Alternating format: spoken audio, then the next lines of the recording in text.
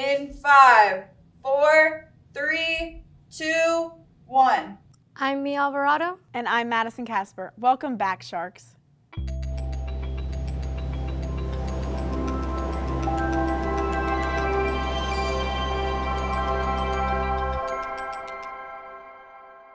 On this episode of Mako TV, NSU's 21st Annual Community Fest was held at the Gold Circle Lake. We asked our Sharks why Black History Month is important, and the 16th Juried Student Art Exhibition is open in Gallery 217 here on campus. NSU's 21st Annual Community Fest was held at the Gold Circle Lake, and our reporter Jonathan Paul was on the scene. NSU's 21st Annual Community Fest took place at the Gold Circle Lake. This event brings together the NSU and David community to engage with each other and learn more about one another. NSU's 7th president, Dr. Harry K. Moon, shares how important it is to have events like this one. Well, I think it's important for the community to come together and you see and hear and talk to and interact with all the things that are going on both in the university, in Davie, and the part of the city. So it's a really good time for that interaction. Community Fest staff and student Jalen McClanahan expresses how this event showcases what's going on inside the walls of NSU. I think that Community Fest is important because it allows an outlet for both the school to get connected with the community. So it showcases all the clubs and organizations, so what's really going on inside of the walls of NSU. So everyone from families to students, they're able to come out, have fun, and just chill. Isaiah Walker, a member of the Inter-Organizational Council, explains their preparation for tabling this event. So what we did, we put together a board that consists of like pictures of all of our members in Inter-Organizational Council, and we also got some stickers and some little giveaways and candy, just so for people when they walk by, while we're explaining them what we are, the IOC, we're giving them stuff to have as well. Events like this takes collaboration and a strong local network. Christina Tamshin shares what made the experience so special. It was a lot of fun organizing this event. It really was cool to collaborate with everybody in campus life, but also just around Fort Lauderdale and in Broward County as well, and just get to connect more with local businesses. Community Fest is an event for people to come together and learn more about clubs and organizations here at NSU. I'm Jonathan Paul with Mako TV. Up next, we have our sports anchor, Emily Potter, with sports updates. Thank you, Madison. NSU announced Ryan Romero as the new interim athletic director on February 13th. Ryan Romero has been a part of the NSU Department of Athletics since 2001, where he started as an assistant coach for the NSU baseball program. NSU men's basketball is the Sunshine State Conference regular season champions for the 4th consecutive year. The team has been the SEC regular season champs since the 2021-2022 season. The team's next game is tomorrow, February 22nd, against Florida Tech at home, where it hopes to continue the program's winning streak. Also tomorrow, NSU men's and women's track compete at the University of Tampa. NSU's women's tennis competes against Florida Southern College at the NSU Tennis Complex at Rolling Hills. NSU's baseball team plays at a doubleheader at Eckerd College. NSU's softball team also plays a doubleheader at Eckerd College. And NSU's women's basketball team plays against Florida Tech at home. Wow, a lot is happening with sports at NSU. Thank you, Emily. For our health update, my co-anchor and general manager Madison Kasper sits down with Dr. Artie Raja to discuss the rise in flu cases this year. Welcome to the health update. I'm Madison Kasper. With me is Dr. Artie Raja, Mako Media's Science and Health Advisor. Welcome, Dr. Raja. Thank you, Madison.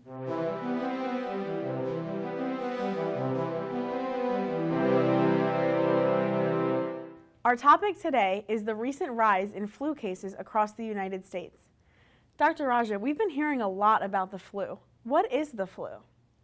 The flu is actually a highly contagious respiratory tract disease that is spread by a virus, which is the influenza virus, which we call as the flu virus. So what are the symptoms of the flu? The symptoms mainly include a sore throat, a cough, accompanied by fever, and the classic symptom of the flu is fever accompanied by chills. So you kind of feel cold at times and then hot at times. And then the usual runny nose, weakness, or fatigue, that you just feel tired all the time. So these are the main classic symptoms of the flu. How can the flu be treated? So for most of us, for an average healthy individual, the basic treatment is just get rest. Isolate yourself, drink lots of fluids, and take rest. But there are cases where it can become a severe case of the flu, and for those instances, there are what we call antivirals or medication that can be taken against the influenza virus, and there are currently 4 available on the market. Recently, it came out that this flu season has been the most intense than it's ever been in the past at least 15 years. Why is that? One of the reasons is simply because we've kind of forgotten what pre-COVID days looked like. The numbers right now are actually closer to pre-COVID days, which is kind of like saying that's normal. This is like the normal number. Because during the COVID years, we were more careful about a lot of things. We were isolated. We were using more protection for our nose and our faces, so we probably weren't spreading the flu around as much. So numbers dropped during those years, the flu numbers. But now that we've done away with all those precautions in place, the flu numbers seem to be going up. One of the other reasons as well is what they're noticing is maybe there are fewer vaccinations that are happening in the recent past against the flu, which might explain some of the increased numbers in flu cases. You mentioned vaccines. What vaccines are available? So yearly, we have vaccines available against influenza. So as long as individuals go in and get vaccinated, then you will be protected against this virus or against getting the disease. And even if you do get the virus, the disease burden is considered to be lowered, which basically just means you're not going to have an extreme case of the disease, and an individual will be prevented from getting to a hospital. You are not going to reach that stage of hospitalization. You'll be much more protected than if you never took the vaccine and ended up getting the flu. Any last thoughts? Again, the same thing. Because we're all in close proximity with each other on a daily basis, the best way to prevent or protect yourself would be to get that vaccine on a yearly basis. If you're unable to get it, then at least add these precautions to your daily life. Keep yourself, wash your hands well, keep yourself away from someone who may be sick. And if someone is sick, be aware of the fact that you might want to keep yourself away from the rest of the crowd. Thank you, Dr. Raja. Thank you, Madison. This has been the Mako Media Health Update. I'm Madison Kasper. See you next time. Joining me, I have Ritchy Laguerre, Graduate Assistant for Student Engagement. Welcome, Ritchy. Thank you for having me. Of course. What's new with student life? There's a lot of things that are new with student life. I know earlier you did discuss about our 21st Annual Community Fest, which was a good event. We had a lot of students, a lot of family members, a lot of individuals, even staff or faculty members who have came to the event. They had a great time. It was good weather. It was a lot of advertisement for it, which drove out a lot of people, so that was good. I think moving forward, the thing that we have next is Stewie's. That is coming up on April 15th. So that's the exciting thing that we're getting ready for right now. And where can someone find information on applying for Stewie's? So I do believe that the applications, if you wanted to contribute or be a part of Stewie's, is closed, but I do know that if you want to find out more information, you can go visit our social media, NSU Campus Live, or on the website where it will tell you all of the dates and what's to expect and what to expect from the Stewie's, yes. And besides Stewie's, is there anything else happening this semester? Besides Stewie's, we're planning for next year already, I can tell you that. I do know that we're getting ready for graduate finale because we do have our seniors, whether you're undergrad or graduate. We have seniors and graduate individuals who are graduating, so now we're preparing a week for them so we can send them off the right way. But after that, that's probably the only thing that we're focused on right now besides Stewie's. Thank you for sharing, Ritchy. Thank you. Next, our reporter Naima Daly finds out how diverse fashion is here at NSU. Fashion is something that is unique and it's seen in multiple ways. NSU students give insights of how they use fashion to express themselves. I would literally try anything. I used to look like a bum. I used to look awful. I would come to school in anything. But the more that you experiment, the more that you find things that work for you. I just started trying these banglets 2 weeks ago and now I'm obsessed with them. But it's you always try something because you'll find your style, your look. Kendrick talks about how clothing defines who he is and his creativity. Fashion is expressing yourself, you feel me? Just putting on clothes that express how you feel and what you like and showing your creativity and who you are as a person. Fashion is more than just clothing. It's about self-expression, creativity, and staying on top of the latest fashion trends. Old Fashion Club teaches students how to be confident and encouraging them to stay true to themselves. I know that old fashion right now, it's more about like expressing and like finding your own creativity. So we don't really, maybe not follow the trend, but we do kind of like give outlets to students that like want to like explore their own fashion and their own creativity within like clothing and like different like I guess hobbies like crocheting, sewing, patching, like stuff like that, yeah. Fashion trends on campus are diverse and evolving around social media trends. I am Naima Daly with Mako TV. February is Black History Month, and our reporter Olivia Nur asked our sharks what Black history means to them. February is the month to celebrate Black history. Today, I will be asking sharks what Black History Month means to them.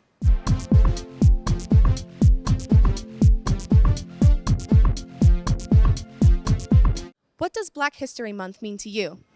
Black History Month is about remembering what our ancestors have been through. It's kind of like, it's very symbolic. The whole month is about remembrance and just kind of helps us be more determined to keep our future going, to help encourage others. It just, I don't know, it's very like impactful. It's very symbolic to me.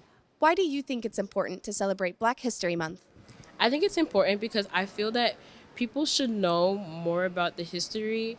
Some people aren't too like familiar with the history, and it just, seems to put other people down when we have to try to like explain. So I feel like it's better to like celebrate so we can get people to feel more comfortable and understand how Black History Month came to be and how it should continue to be celebrated, not just now, but forever. Since it did happen back then, it's still happening. Things are still happening. So I feel that it is good that we still celebrate so we can not have history repeat itself and to keep pushing forward. I think it's important to show how far we've come and how dedicated Black people and all the history that we've come throughout the years and everything that the hard work that they made throughout the years to show it. And I think that this month should be dedicated towards that. I would say Black History Month means the value of what the people of color did in America in order for this country to be successful today, and what we keep doing to pave the way for the future of the country. When I think of Black History Month, I think of really celebrating not only our history and our excellence, but also just being ourselves. I think we're in an age where we're very concerned with being excellent and being outstanding. But in reality, the idea of Black excellence is not that we have to be excellent and be Black. It's that being Black itself is excellence. So that's what it means to me. It's important because through history, we've been, discriminated against, and to finally have a time where we can celebrate and, be appreciated, it would be really nice. Black History Month, what it means to me is celebrating and honoring historical female and male Black U.S. citizens or non-U.S. citizens from past who basically helped build the world that we live in today. Like their suffering, their pain, but also like their strength and like their beauty of like their culture and what they brought to the world. What does Black History Month mean to you? To me, Black History Month means just celebrating like my roots and my heritage, being proud of, being Black, especially in the U.S. It could be, you can have like, discrimination and stuff like that. So I think just celebrating Black History Month is just a great way for me to just be proud of being Black. Black History Month holds a unique significance for the Sharks here at NSU. I'm Olivia Nur with Mako TV. Joining me for our arts update, I have Jocelyn Saccucci, reporter and senior editor for Mako TV. Welcome, Jocelyn. Hi, Madison. Thank you for having me. What's going on with arts here at NSU? Today is the first showing for Cymbeline, a stage play originally composed by William Shakespeare. The showing will be in the Black Box Theater at 7:30 p.m. today and tomorrow, and 2 p.m. on Sunday. On March 19th, Dr. Bill Adams and Dr. Jiyoung Adams Park are hosting a musical performance titled Faray and Friends. The event starts at 12 p.m. in the Cotia Gallery of the Alvin Sherman Library. Finally, March 27th marks the opening reception for the 15th Senior Showcase Art Exhibition, where the graduating class of 2025 can show off some of their pieces. This event will also include the annual reception for the Mark Lindsay Duncan Endowment Fund for the Arts. This event will also take place in the Cotilla Gallery and will begin at 5 p.m. The opening reception for the 16th Juried Student Art Exhibition was on February 13th, and our reporter Sarah Manco was on the scene. The opening reception for the 16th Juried Student Art Exhibition was held on February 13th. Every year, select students are chosen to have their pieces displayed and possibly win awards. It means a lot. I think the work here, like the work the students create, is amazing. Honestly, I could not say no to anyone who submitted work. So it's just a great way for the students to showcase their artwork and their talent. The exhibition allowed for the students to sell their art on display. Prices range from $10,000 to $300,000. Of the many pieces submitted to the exhibition, 8 pieces were chosen by the jury. Haley Kubot won 3rd place overall for her crochet piece called Where the Sea Meets the Sky. I noticed a lot of people last year didn't really do textile art, so I was like, sounds interesting. A lot of the stitches actually in the project are based on coastal things. So I have a shell stitch in it, I have a coral stitch, and I have a bubble stitch, which I thought was very fitting. But yeah, I've been crocheting since 2012, so it's one of my passions. This exhibition showcases emerging talent and creativity. Some of the artists showcase the deeper meaning behind their work. So my process was very experimental. It involved a lot of using the acrylic paint unconventionally and incorporating other aspects like gluing letters and words from a magazine. And I just wanted to emote a sense of rejection of conformity, which is a lot of what my work discusses. Nicholas de Eulis is able to channel deep emotions through his art. My favorite piece is probably the one over there. It's a cardinal. That piece is a remembrance of my papa who passed away last semester. And looking at that piece makes me very emotional because I know to people it might just be a cardinal. For me, it's more of a symbolic meaning that he's always with me. And I love him so much and I always wanted him to be proud of me, so I think he would be. Interim Director of Art and Design, Mario D'Agostino, is involved with the art exhibition every year. Getting the opportunity to see them be celebrated, but to also see them kind of take pride in what we're doing here, that's like, I don't know, for me, it sounds cheesy and hokey, but for me, that's what it is. Like, you know, we talk about being student-centered. I think this is one of those opportunities where we get to really back what we're saying. In addition to Haley Kubot in 3rd place, Anastasia Gold won 2nd place for her piece Spilled Universe, and Sophia DeCurry won 1st place for her piece Sometime in the Morning. Stay tuned for an exclusive interview with our reporter Carrie Corson with Sophia DeCurry. The exhibition will be open until April 18th at the Gallery 217 in the Don Taft University Center. I'm Sarah Manco with Mako TV. Sophia DeCurry won 1st place in the art exhibition. For our Sharks in the Art segment, our reporter Carrie Corson sits down with Sophia to talk about her work. Welcome to Sharks in the Arts. Our guest today is Sophia DeCurry, an art and design major with a concentration in studio art. Thank you for being with us, Sophia. Thank you, Carrie. Thank you for having me.